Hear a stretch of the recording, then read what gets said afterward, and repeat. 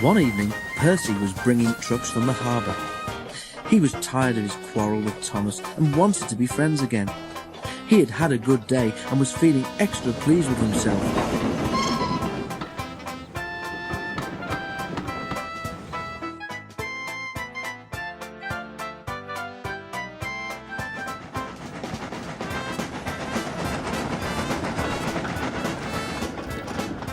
He was so busy thinking how he would tell Thomas and Toby about his expert handling of the trucks that he forgot to keep a good lookout. Too late, he saw a broken branch hanging over the line straight in front of him.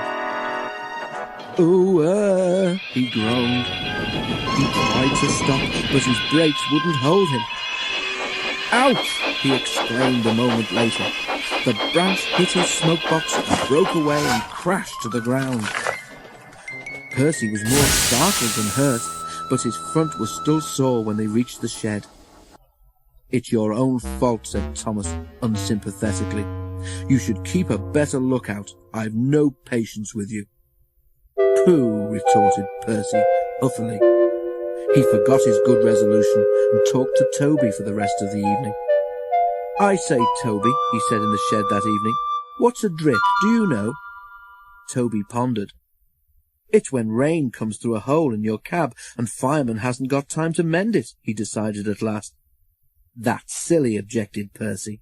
"I heard a boy on the platform call his friend one this afternoon. I'm sure he couldn't have come through a hole in my cab," he added earnestly.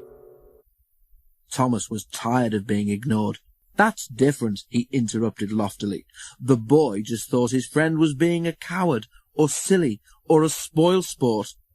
Percy thought about this. "So if," he suggested reflectively, "if you stopped me from doing something nice, would you be a drip, Thomas?" "You're the drip," answered Thomas crossly. "Now go to sleep like a sensible engine and stop talking nonsense."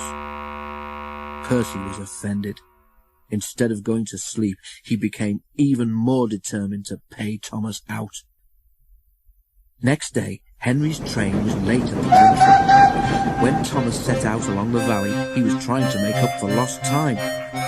Suddenly, there was a loud bang, and something hard hit the bottom of his left-hand water tank.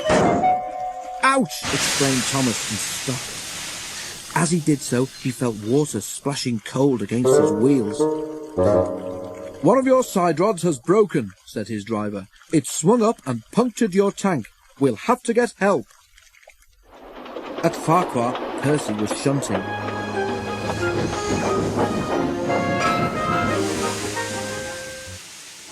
The station master came up. "Leave those trucks, please, Percy," he said. "Thomas has got a hole in his water tank. There's water dripping everywhere, and he can't get home on his own." Percy was still cross with Thomas. "I won't go," he said. "Thomas called me a drip. Let him jolly well stay there and drip himself." "But what about Annie and Clarabelle and the passengers?" reminded Percy's driver. "Do they deserve to stay out all night too?" Percy was sorry at once. "I forgot them," he said. "We must rescue them in case they turn into drips too." He hurried away.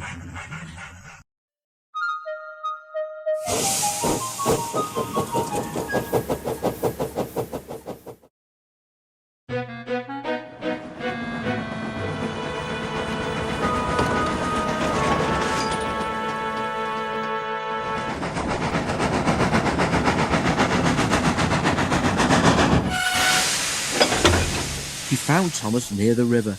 Everyone was glad to see him, and the passengers thanked him for coming.